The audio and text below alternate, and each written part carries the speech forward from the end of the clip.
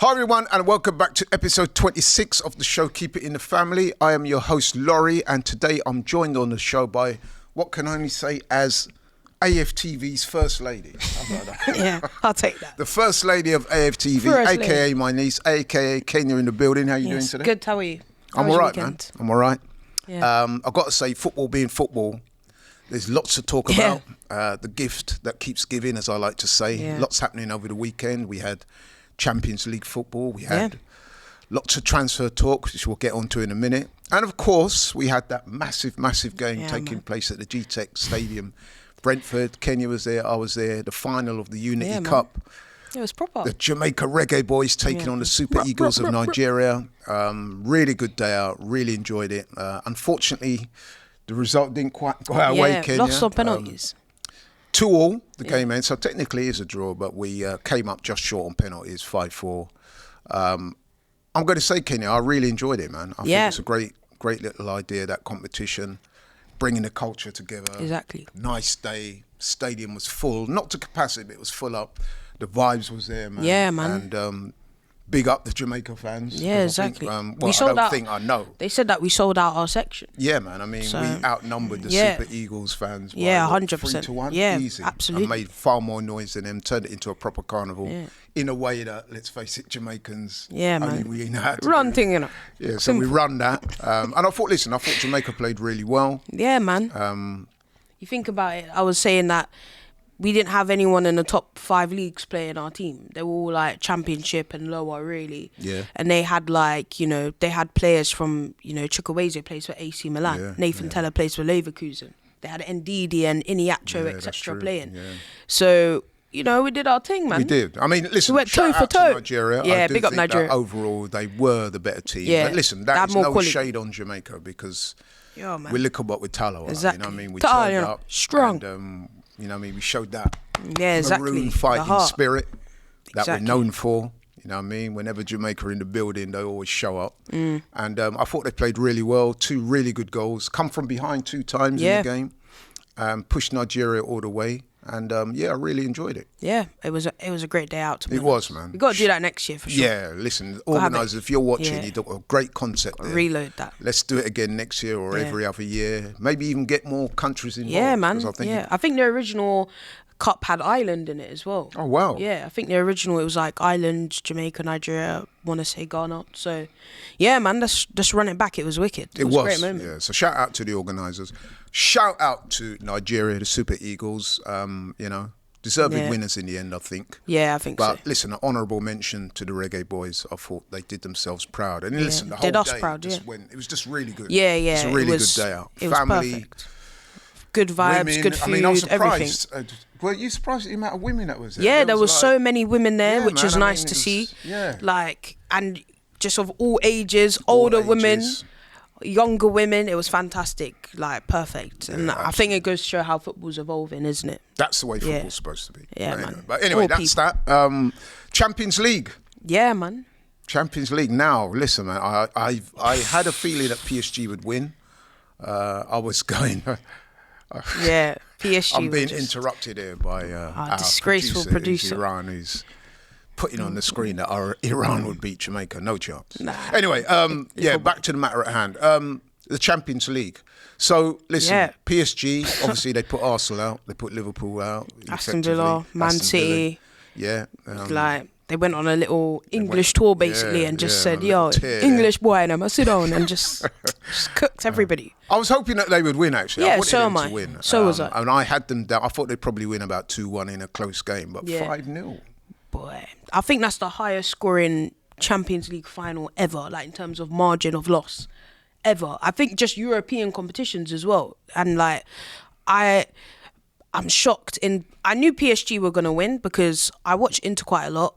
The way they've been in the league, they lost the league really, and when from week 1, game day 1, they've been on top of the league. They start throwing it away with silly draws here and there, losses that they shouldn't have lost it on the last day to Napoli, who I thought were fantastic in the league. And I was just like, the way they're playing right now, I don't know if they're going to be able to come up against PSG. And I also was thinking, this Inter team are not athletic in terms of like, you look at PSG, they're a young, athletic, hungry, energetic team. Yeah. Like, you look at that midfield, it's just full of young people. You got João Neves and Vitinha, you got Doué, you got all these young players. I look at Inter and I'm like, this is a very aging team. The average age in this team must be about 32. Wow. Like, you've got like think about Mkhitaryan must be 36. Oh yeah. You've got Çalhanoğlu, who's probably about 32. Lautaro Martinez. These are a lot of the players in that team are older players. So I looked at that like, yo, man, I don't know how they're gonna deal with this young team, but you know what? Congrats. I guess to a lot PSG. of people are looking at experience versus youth, but youth triumphed. But congrats to PSG, they're fantastic. And oh man, they came out blazing from moment one. I think I saw when we were at the Union Cup, because we watched half of it there. Like, I think Jan Sommer just kicked the ball out. I was like, they look so rattled. Like, I've never seen Jan Sommer do that. This is an experienced goalkeeper who's I think he's been one of the best goalkeepers in the tournament. He kind of just let himself down in the final. But I was like, yo, like, they look so rattled. PSG from minute one were just cooking. Yeah, got a job done, man. Amazing performance. Yeah. 5-0 in a Champions League final. 5-0. Normally, Champions League finals are known Close. for being very close and very tactical and very, exactly, you know man. what I mean? But this one, yeah, man. And it could have been more. It should have been more. Kvaratskhelia missed like 2 excellent chances. Barcola missed. Oh my god! Like, he should have scored that as well.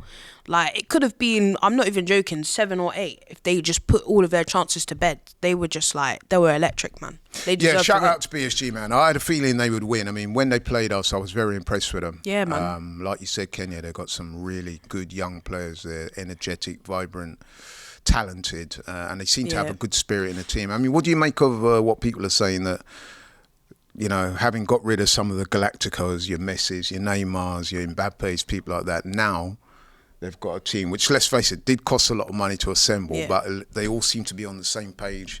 There's no obvious stars as such. Yeah, I think... what do you reckon to that? No, I think that's right. I feel like you look at all the best teams that win and achieve things, it's because their team worked well. It's all around greatness.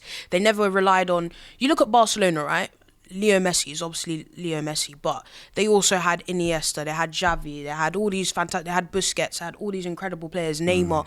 They had all these players that just worked well together, and that's why they were such a great team.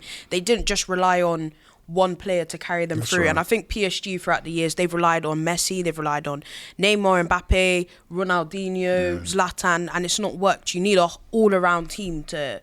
Because there's going to be some games where, you're just going to all-out attack. But what about those games where you need to be quite defensive? And they've just perfected it this season, so credit to them. And credit to Luis Enrique. He's really got a tune out of those guys. And when you think that, you know, they had a lot of problems. Even when he arrived at the club, he had to sort certain things out. I mean, even he bumped heads with Dembele. Back in January, he left him out of a couple of games, said, listen, man, you got toe the line. I don't care who you are. Exactly. So, he's done a really good job with him. Yeah, exactly.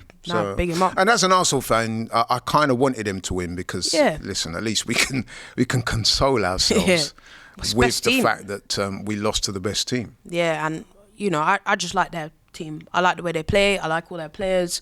I'd like to see Dembele win the Ballon d'Or now. Like... Yeah. Do you know what I mean? You feel a level of pride when you look at that team. So 100%. Yeah, the only slight thing that that went awry was obviously with the celebrations after. Yeah, that's you heard unfortunate. about all the trouble. Passed. 2 people losing their lives, man. I mean, that's crazy. Horrendous. And it's a bit too far, isn't it? But absolutely. Hopefully now, just let's hope we know French people. They celebrate different. You know what I mean? They got that. It would appear so, but let's hope that. Things settle down there. Yeah, it's nothing else like that. Yeah, nothing just else like that happens. But listen, congratulations to PSG, well deserved. I think without a doubt they are the best team in Europe right now. And as we move. Yeah.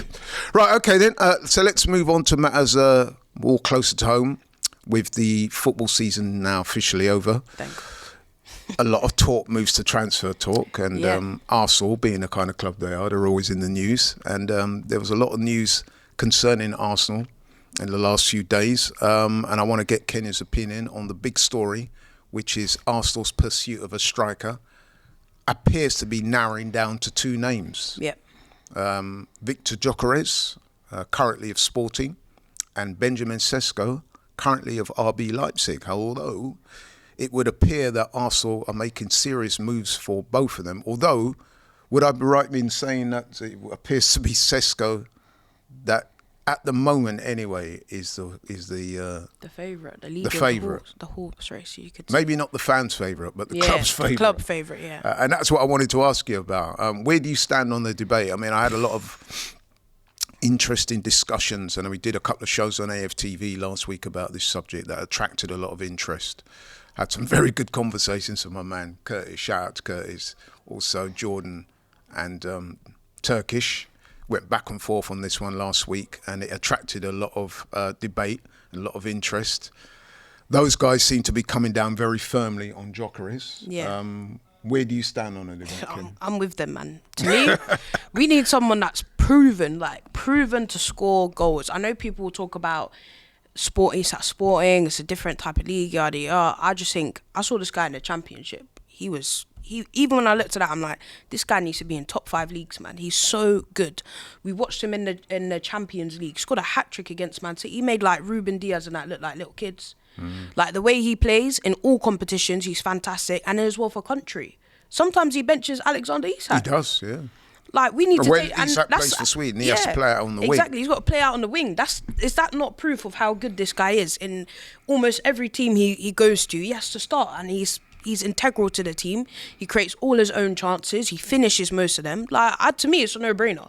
He's cheap. So what I'm going to ask that you bring me very nicely. So if it's a no-brainer for the vast majority of the fans, I've got to say, the vast majority of the fans I've spoken to and interacted with online, they all say straight away, Gyokores. So why do you think the club would appear to be so determined to bring Sesko in?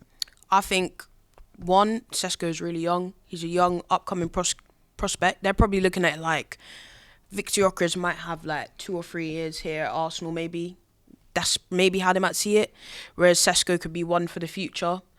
And also maybe in terms of style of play, like in terms of we love to cross into the box. He's got a lot of aerial presence. He's really good at heading the ball, etc. Like he's 6'5". They're probably looking at it like that. Like maybe he's more suited to the team. But I just think Victor Gyokores would also be suited to our team. Yeah. In all aspects. If we wanted to be more transitional, if we wanted to play how we are now, the way this guy can just hit a ball, he's just strong and powerful. Like even when we played Sporting, I know that we battered Sporting, but the 2 moments that he was really running on goal, he looked so dangerous. It was actually, I think he hit the post. He hit the post and he unluckily hit over the bar. So like, I don't know, man. I must admit, I'm with you, man. Yeah. I mean, to me, it's a no-brainer as well. Yeah, I mean, listen, that is not to denigrate Sesko. Yeah, I'm sure he's a very good player. I'm going to be honest and say I don't watch him week in, week out. But by all accounts, he's a very good player. We said already, 6'5", he's pacey, he's strong. He's got potential, obviously. But therein lies the problem. I don't think we've got time for potential. We don't. I think we need somebody that's going to hit the ground running. And listen, I know that Gyokores is not guaranteed. No one is. Yeah. But if you look at the guy's goal-scoring record, I mean, he's got some ridiculous goal-scoring stats. I mean, I think something like 100 games he's played for Sporting. He's got like 96, 97 goals. I mean, you can't ignore that type of... The guy scored the most goals in Europe. Like, to me, just go and get He's so prolific, you can't ignore that. He's cheap. He's like 50 mil or something like that, or 60. Like, we spent more on other players that aren't even a striker. Like, I just think, you know what, let's say we bought him and it doesn't work out. I'd still look at the club and be like, you know what, you was ambitious. You got the guy that's the top scorer in Europe and it didn't work. Fair enough. I just feel like, I like Sesko. He's good, but I don't have time to wait. And also, what happens if this kid doesn't translate in this league? What happens now? You've bought him for a big fee and it's not worked out, and the pressure's on a 21-year-old. We're back to square one of relying on young players instead of maybe trying to get the player that's more experienced, that has actually shown it in other areas. I mean, we spoke about Gyokores' prolific strike rate. Yeah. I've got to be honest and say that Benjamin Sesko's strike rate, by comparison, is... It's a shadow. Quite modest. Yeah. Let's be honest. He's got 13 league goals for Leipzig. And listen, Leipzig, what, they 6th, 7th? Yeah, they finished 7th in the league. So, listen, it's not like with like. Europe. Yeah. But what I'm saying, you can't compare like with like. The German league is a stronger league than the 100%. Portuguese league.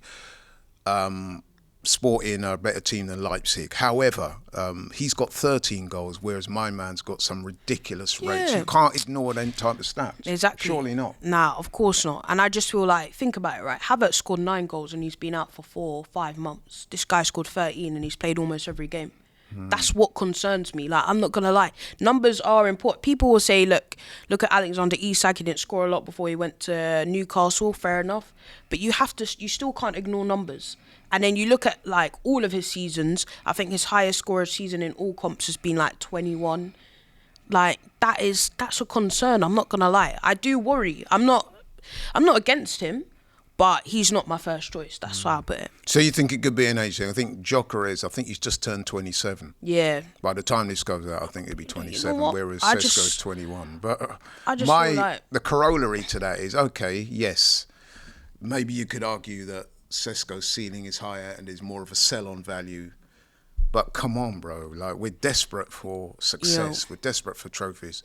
If you look at Arsenal's form last year, 14 draws in the Premier League. Yeah, man.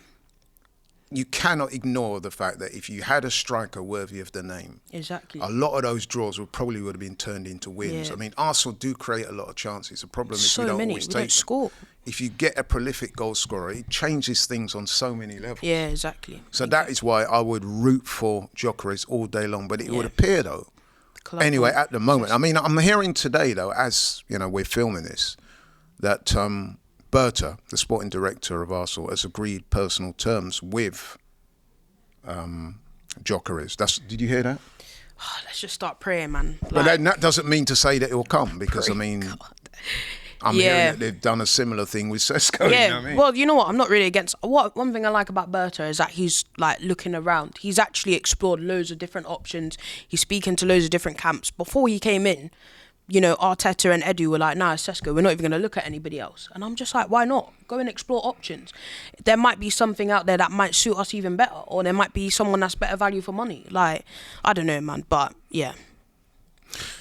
Yeah, I mean, it's one to watch. Yeah, and, it's one to watch. Obviously, as Arsenal fans, we're watching it with keen anticipation. But I've got to say, man, if it was down to me, and it would be Gyokores, it wouldn't even be up for debate. Yeah, you'd already. And be like signed. I said, that's no disrespect to Sesko. Yeah, it's no disrespect, but we need someone, and we need them right now. Gyokores would already be signed, fam. You know what I mean? You guys know me already. No and listen, ramping. you saying that is being repeated by literally all the Arsenal fans I know have said that. There is a little small pocket of people that, you know, have like said Sesko, and they like him. And I'm not against him at all. He's good, but I have worries. I do have doubts. I do have doubts about Gyokores as well, but they're mostly silenced from what I've seen. When I've watched Sesko, I've actually been quite underwhelmed. We watched him in the Euros. Look, I know Slovenia's nowhere near the level of England or whatever, but I was massively underwhelmed there. I've been underwhelmed this season for him for Leipzig. And in the look where they finished in the Champions League. Literally near the rock bottom. Bottled European places. We're going for a title. There's no, we can't be doing that. We need someone that's locked in, because we need to get over the line. It's a non-negotiable. And especially when you look at what some of the other clubs are doing, namely Liverpool. I mean, they've just won the title and they're looking to go from strength to strength. Exactly. I mean, it looks like they're going to sign Florian Wirtz, which is an amazing signing. They've already signed Frimpong. They're also being linked with strikers. Yeah. You know, I mean, City, they've come out and said they're going to go strong next year. You've got Chelsea. They're man, Newcastle, everybody. You got to lock in. Yeah, so don't get left behind. Simple. Yeah, man. We got to sort that out, and quickly. Let's hope it's Gyokores, but hey, like Kenny says, if it is Sesko, then it's Sesko. But for me, for Kenya, for the vast majority of Arsenal fans I speak to, they're saying let's go and get Gyokores. We got to close up soon, but a couple other bits of news. I was chatting to you before the show. You were saying that you're hearing some positive news about Partey. Well, or maybe not. Not too sure. Well, Barcelona camp are talking to him, because obviously we haven't signed a new contract with him. I thought they were about to offer him a new deal. Yeah, it's very positive on our side, but obviously we're taking a bit long. So other clubs are looking around, sniffing around, but I think the thing is that he is going to sign for Arsenal, but obviously now there's other clubs saying, yo, we could pay you more. Or, do you know what I mean? He's had offers from Saudi as well, but apparently he really wants to stay, so I feel like... If he really wants to stay and the deal can be worked out, I'd love to see Partey stay. Yeah. Even though Good, it would good. appear that It'll be Zubimendi is depth. incoming, that could get announced anytime soon. Yeah.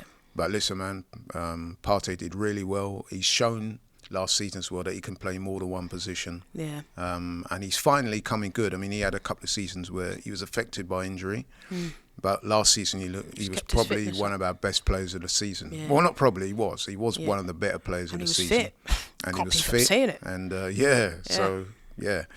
Anyone? Gabriel yeah, Magalhaes? apparently Gabby's going to sign a new contract, which is fantastic. He has to stay. He's integral to our defence. Like, it's a no-brainer. Perfect, I think, for the club. I think they're trying to do Miles. They're trying to sort out Saka, Saliba. Saliba's probably the one that we all are going to watch the most because we know lots of clubs are interested in him, but it looks all positive at the moment, to be honest, which is good. Which is good. I mean, listen, man, the transfer window is so important to what's going to happen next season. We've really spoken so much about the club made a lot of mistakes last year, and I think that did cost us. Yeah, they got to learn from it's pretty obvious that we messed up in the transfer window, and it came back to haunt us. So let's hope that the club have learned those lessons moving forward and seek to address it. I mean, they brought Berta on board. A lot of people was excited when he came in. He comes with a very good resume, very good reputation. Let's hope that he does his thing. We get the players that we need so that come August this year, we're in a good shape to go, and then we can finally win some major honours. Yeah, man. That's what it's all about. That's what we need. We need to do it. But sorry to have to say, Kenya, we've run out of time. Thank you so much to the First Lady of AFTV, Kenya, in the building. Also myself, thank you so much for watching the show. Really appreciate it. I'm going to say this again. If you're new to the channel, please like, share and subscribe. We'll catch you on the next one. We are out. Take care.